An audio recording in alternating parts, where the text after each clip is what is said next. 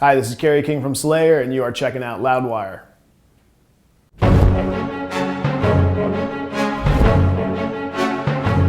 Wikipedia, it says you're playing on Hell Awaits and Rain and Blood features a wailing style and demented soloing used to mimic the screams of the song's victims. What? What song's victims?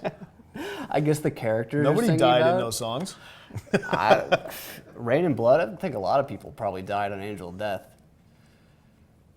Well, that's fair. But they didn't die on our record.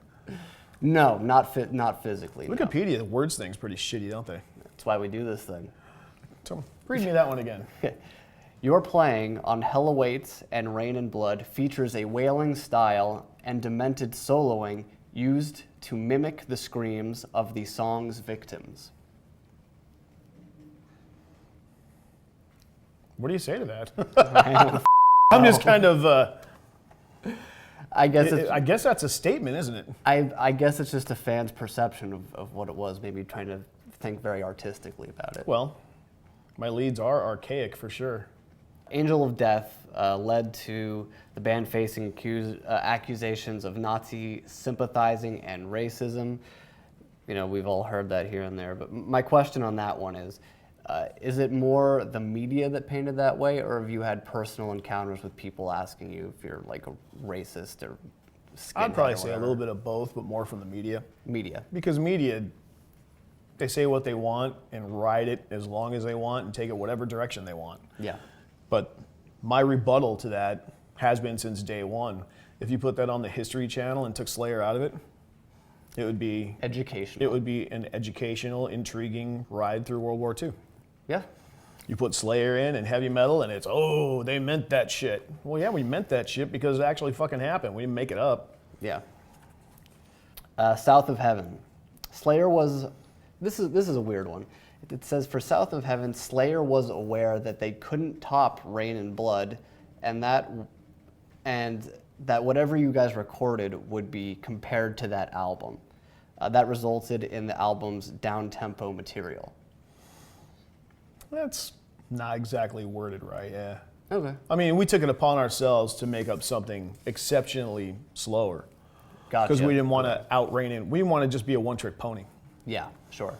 So, Rain and Blood, everybody loved it. We loved it. Mm-hmm. But, you know, we didn't know it was going to be the iconic record it is today. But at that point, we said, you know, I don't want to do that again. Okay. And we took a conscious thought process into making up the new record with a lot of slower, heavier stuff. I mean, there's still speed on there. It's just not all speed. Yeah, absolutely. Seasons in the Abyss. It says, Tom sang Temptation twice. Once the way he felt it sounded best, and second time on a way that you thought would be really good. And by accident, both of the tracks were played back simultaneously, and the producer suggested that both vocal tracks should be used parallel on the album.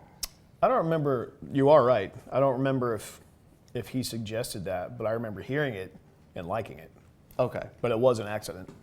Yeah, accident, wow. Because Tom sang it in one place. I'm like, no, because he didn't know where I wanted him. And then I came in and said, no, it starts here. He started, so the answer track was actually his track, and the first track is where I meant for the vocals to be. Oh, okay, gotcha. And together it sounded cool. Divine Intervention. Several of the songs on the album were inspired by TV shows, Rush Limbaugh, serial killer Jeffrey Dahmer, and Tom Araya's wife. Weird thing to be lumped into there, but it also says you were unhappy with the album's final mix. Which album? Divine Intervention. I don't know. What song would be about Tom Araya's wife? And I'm not even trying to be an asshole. I don't know. didn't quite I don't fit. like the mix on that. The whole thing about that album, we went in to record, and we got like 3 weeks in, and it was really weird how all this went down. And whoever the first engineer was, he says, well, you know, whoever gets hold of this next. And I just sat and listened to it for a few times. I'm like, what the fuck is this guy talking about? And then it came around again. I'm like, what are you talking about? What do you mean, what guy's next? He's like, oh, well, I'm done in 2 days. Oh. And nobody told us. You know, we just thought we were rolling with this cat, whoever that was. And then another guy came in. I think that happened at least 3 times. And then mixing-wise, somebody mixed it that didn't originally start recording it. So it's just a shitty situation to put somebody in. And I never realized it until I went back and listened to it, because before we go on tour, I'll go back and listen to stuff, try to think of something I want to play that we haven't played in a long time. Yeah. And I think I played Divine after God Hates. And it was just so muddy and not done well. And I didn't know that, because a lot of times I'll put something out and I won't go back and listen to it for years, because that's all I've done for 2 years, you know. And yeah, if I remixed anything or re-recorded anything for some reason, it would be that record. But I'm not really rushing to do that either, you know. Yeah. You contributed a lead guitar outro to Pantera's Goddamn Electric. Your rig was set up in Pantera's bathroom backstage, and after you finish the first take, Dimebag Darrell runs in and yells, "Don't let him do it again." He did. He did, because he loved that take so much. Yeah, and I think that was the, because there's a main lead, and then there's the outro lead. And I think he came in for the middle, the main lead. Oh, okay, it's his outro. Don't let him do it again. Well, I guess you like that. And I had to try it a couple more times anyway, just in case. But yeah, we did use the first one. God. How's the sound of the bathroom?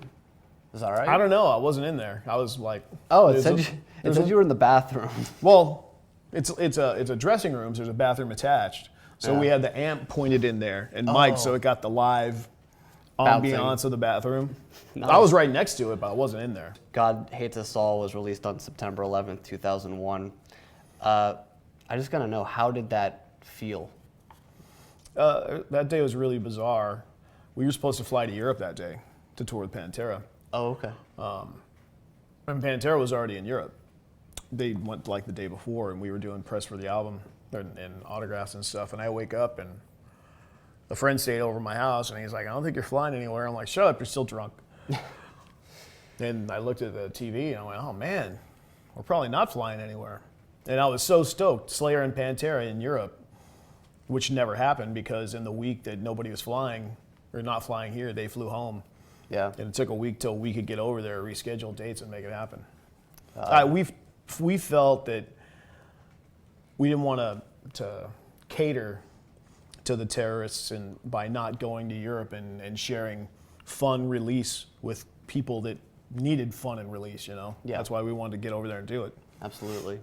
And just the fact that the title is God Hates Us All, and that is like... It's brutal. Absolutely mind-blowing. Still gives me the chills just like thinking about it. Christ Illusion.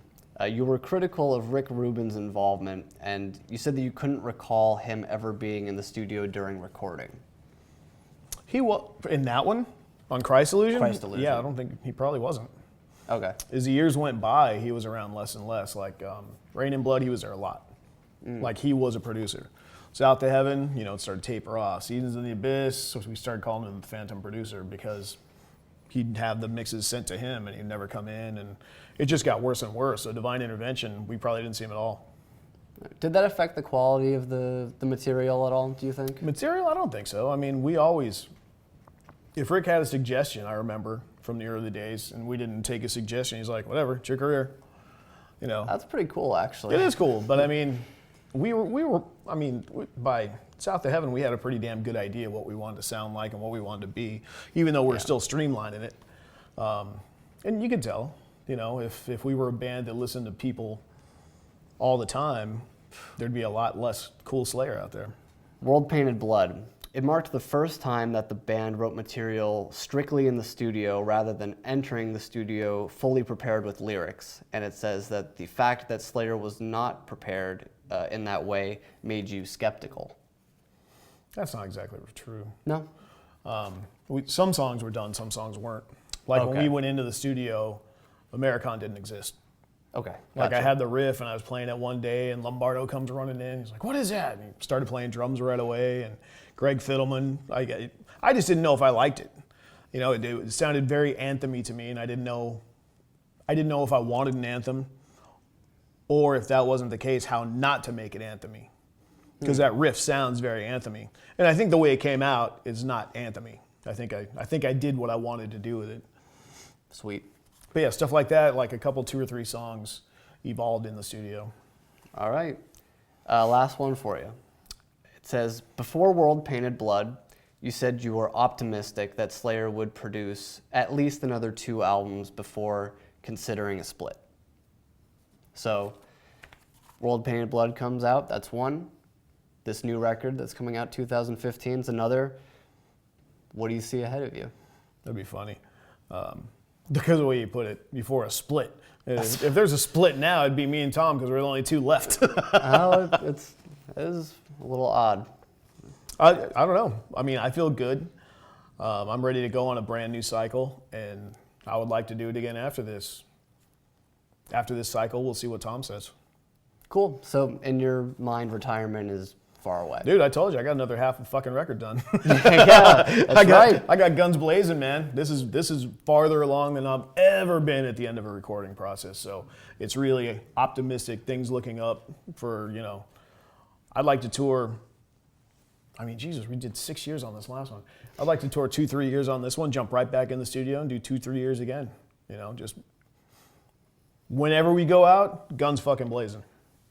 Good to hear. Thank you so much, man. I appreciate it.